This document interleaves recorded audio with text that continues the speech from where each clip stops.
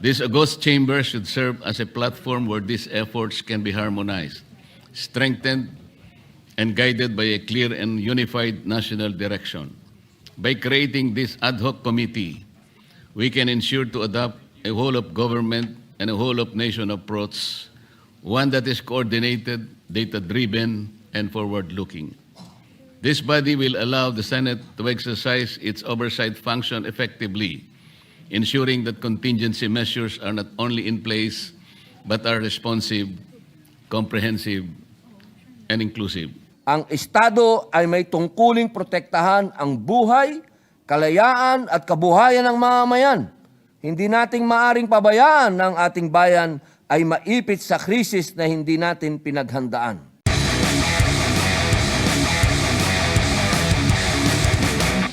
Mr. President, I rise to co-sponsor Senate Resolution number 350, creating an ad hoc committee to be known as Proactive Response and Oversight for Timely and Effective Crisis Strategy, or PROTEC.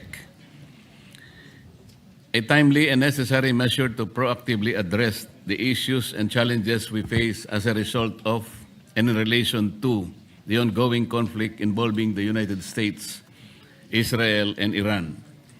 This resolution is anchored on a simple yet urgent principle: preparedness over reaction. At a time when global tensions are escalating and uncertainties ripple across regions, we are reminded that the Philippines, although geographically distant, is by no means insulated from the social and economic impacts of international conflicts. As the geopolitical tensions appear to have no end yet in sight, we cannot just sit by and watch while their far-reaching consequences drag out, affecting our nation and our citizens in the process. The volatility in the Middle East, particularly in oil-producing countries, poses a direct threat to our energy security, price stability, and overall economic resilience. We cannot solely rely and wait for the plans of the executive. Rising fuel prices, supply chain disruptions, and inflationary pressures will inevitably affect transportation, food security, employment, and the daily lives of our people, especially the most vulnerable. And it is precisely during these unprecedented times that the Senate must stand united and enact all efforts to help our kababayans weather this developing international crisis. As I emphasized in Resolution number 319, which this representation filed to call for an inquiry as to the status, safety, and welfare of Filipinos in the affected region, proactive coordination, preparedness, and a whole-of-government approach is indispensable. The complexity of the crisis demands just that, not only in response to the needs of Filipinos overseas, but in safeguarding our national stability as a whole. This august chamber should serve as a platform where these efforts can be harmonized, strengthened, and guided by a clear and unified national direction. By creating this ad hoc committee, we can ensure to adopt a whole-of-government and a whole-of-nation approach, one that is coordinated, data-driven, and forward-looking. This body will allow the Senate to exercise its oversight function effectively, ensuring that contingency measures are not only in place, but are responsive, comprehensive, and inclusive. With this, I wish to manifest my intent to co-author the resolution. Thank you, Mr. President. Thank you, Senator Marcoleta. Majority Leader. Thank you very much, Mr. President. And on the part of the majority, if I may be allowed to just say a few words, Mr. President. Please proceed. Thank you, Mr. President. Mr. President, we fully support proposed Senate Resolution number 350. I think in this time of need and emergency situation, especially in the Middle East, we need to move proactively on how we can plan our actions in the near future, especially with prices of fuel. The pump prices today, yesterday I saw 102 pesos for diesel, 100 pesos for gasoline, or 97 pesos for gasoline, and no end in sight in the war of the Middle East. Today we had the discussions inside the lounge about biofuels and coming up with I'd say, renewable fuels or sustainable fuels, which we have in abundance if we actually just focused on this. And what saddens me, Mr. President, is that how many years ago have we passed, for example, the biofuels law? 2004, I sponsored it in the House of Representatives. I passed it in the House of Representatives, Mr. President. I was a principal author and sponsor of that measure. And yet, how many biofuels plants have we created? Only about less than 12, I think 12 or 13. If I'm not mistaken, 12 or 13. And yet, we're only producing 60% of our blends in the Philippines for E10, ethanol 10% blend in gasoline. In other countries, Mr. President, E85 na in Brazil. Yung mga provinces that produce sugarcane, they run on 85% ethanol, no longer fuel or gasoline from the Middle East. So they are not bound to this problem that we're having in the Middle East. They are not affected. They are, in other words, protected from all these spikes on fuel from fossil fuels, Mr. President. Same goes for India, for Thailand, and in Malaysia and Indonesia, it's biodiesel for them. They're producing, because of their palm oil, biodiesel. In the Philippines, we have only cocoa methyl ester, which is from coconuts, and the sugar cane that we're producing. I'm so sad that we cannot produce enough of these biofuels to be just like these countries that I mentioned earlier. And even our push for EVs. Dati po, Mr. President, pag sinabi mo electric vehicle, parang wala pa rin. Tinanggal na nga natin yung taxes, mas mura yung electric vehicle. Pero wala pa rin gustong lumipat sa e-vehicles. Ngayon, na may crisis na, 100 pesos na ang diesel at ang gasolina, naghahanap na yung lahat ng tao ng EV. Ubus na po yung EV, wala nang electric vehicles na mabibili sa market. Kaya, Mr. President, I think we really need to proactively address the issues. I mentioned earlier also in the caucus, China, because almost all the cars in China now are EVs and electric motorcycles.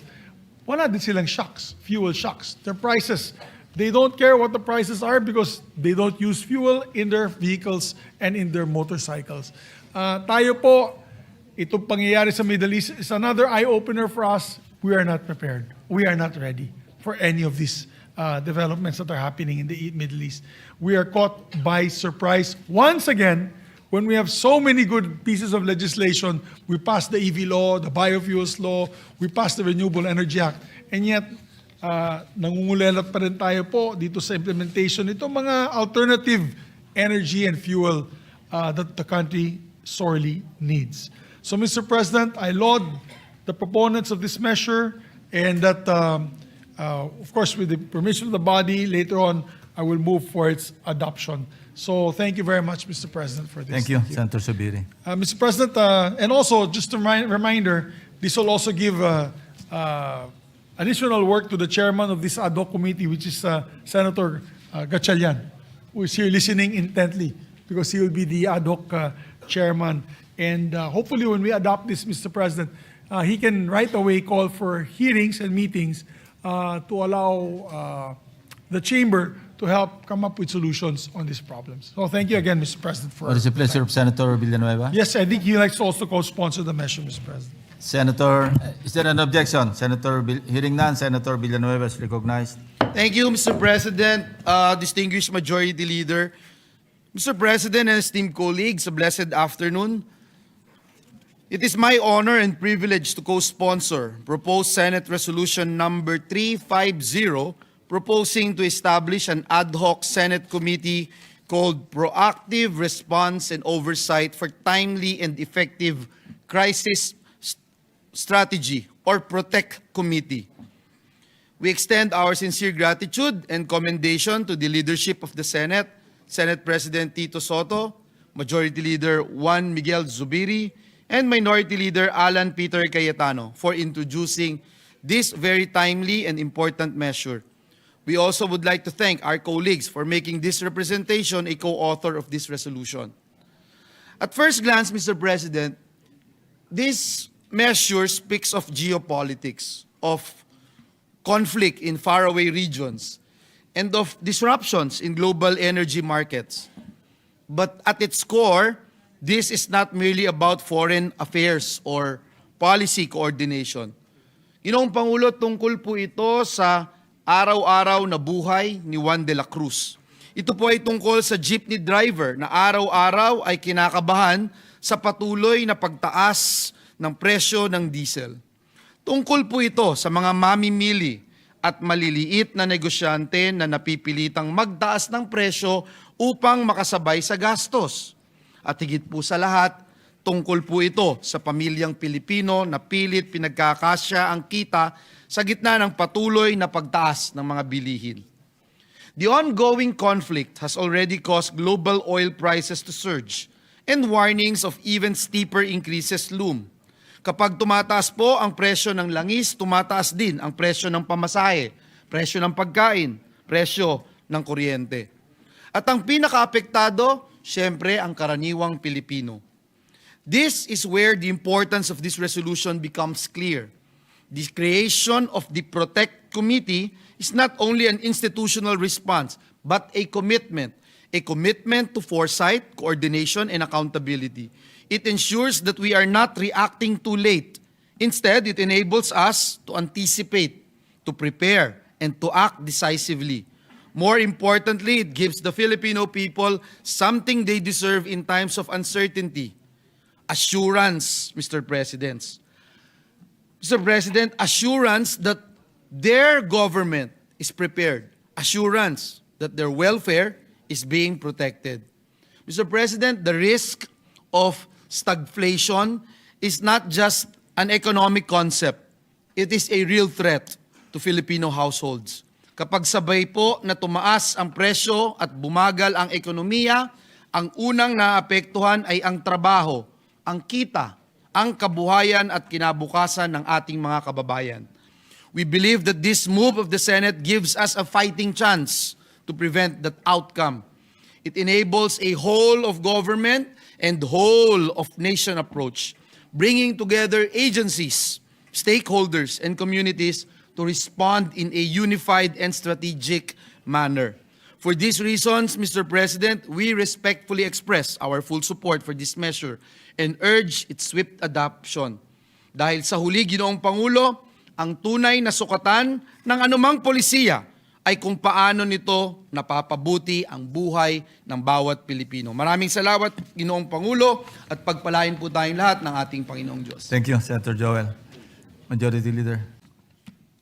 Maraming salamat po, Ginoong Pangulo, at sa ating pinunong mayorya. Assalamualaikum warahmatullahi wabarakatuh. Mga kapwa ko, Senador, ako po ay tumitindig ngayong araw upang makiisa sa resolusyong inihain ni na Senate President Vicente Soto III, Majority Floor Leader Senador Juan Miguel Zubiri, at Minority Leader Senador Alan Peter Cayetano, na naglalayong siyasatin ang implementasyon ng National Contingency Plan, pag-isahin ang pagsisikap ng iba't ibang ahensya ng gobyerno sa isang mekanismong organisado at magkakaroon ng whole of government approach sa mga banta ng seguridad sa ating bansa.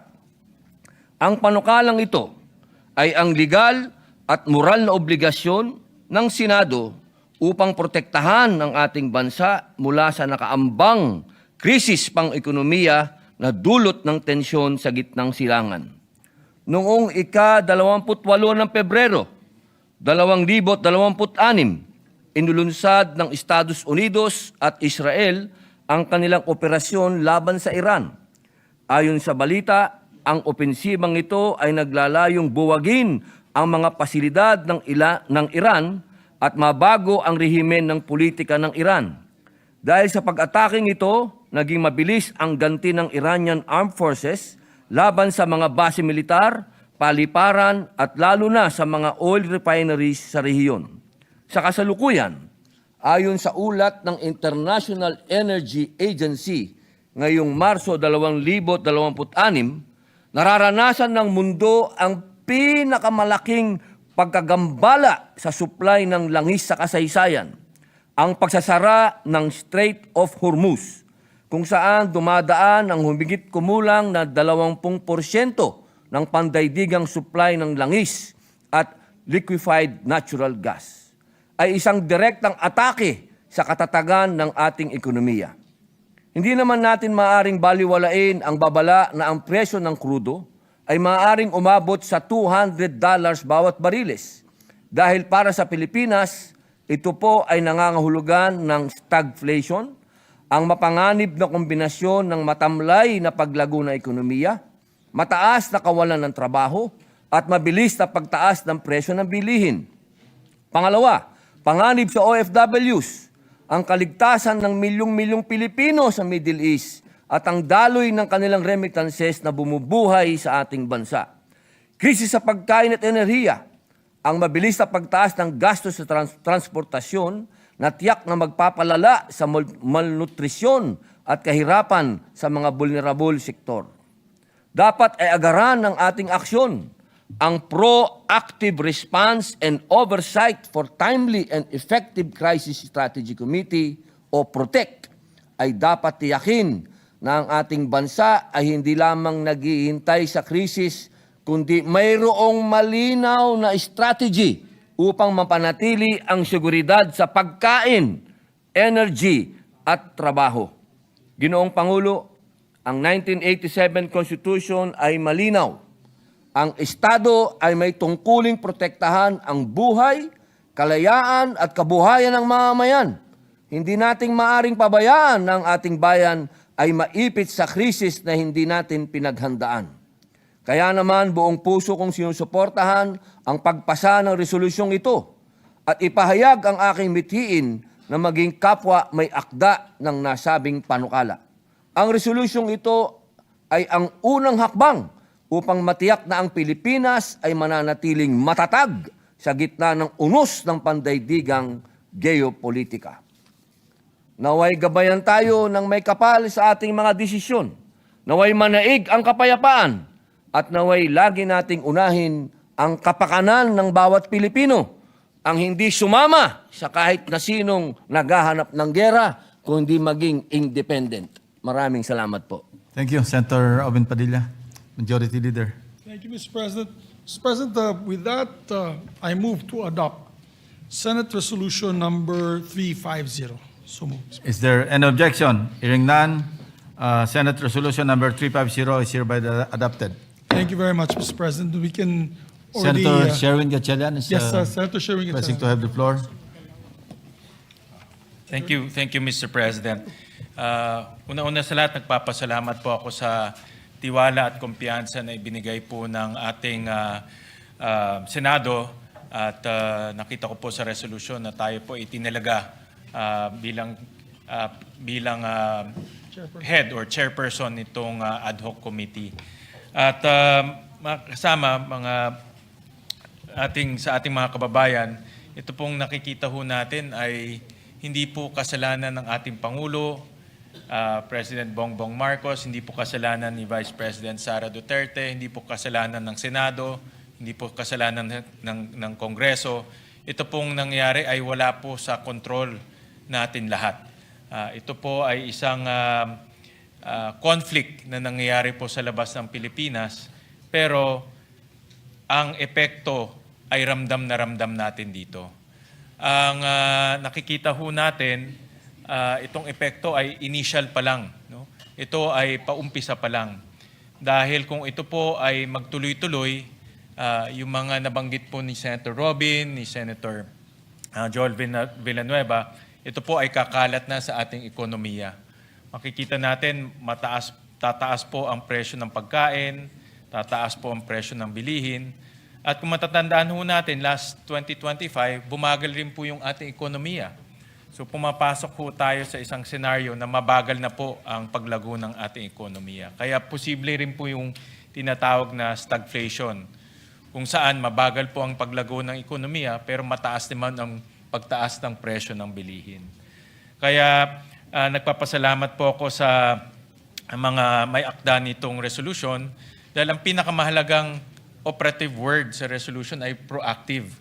Mapag-usapan natin ito, makita natin yung iba't ibang elemento nitong krisis na tingin ko pwede mangyari dahil pwede itong kumalat sa ekonomiya, pwedeng kumalat to sa presyo ng bilihin at eventually, kung ito pa ay humaba, pwede rin itong kumalat sa unemployment dahil nakita na ho natin nung January ay tumaas po yung ating unemployment figures. Kaya mga kasama, itong being proactive ay isang napakaganda pong hakbang na gagawin ng Senado. Yung mga recommendations ho natin ay napakaganda rin po. Ang akin ninanais, sinuhope ko, hindi ho natin magamit yung recommendation at solution dahil sana ay bumalik na ho sa normal. Pero kung hindi po ito bumalik na normal, nakahanda ho tayo kung ano po yung dapat gawin ho natin. Kaya nagpapasalamat po ako muli sa ating mga kasamahan sa tiwala at kumpiyansa at kakailanganin ho natin ang tulong ng bawat isa para po malampasan ho natin itong krisis na hinaharap po natin. Maraming salamat po. Thank you, very much. Senator Gatchalian.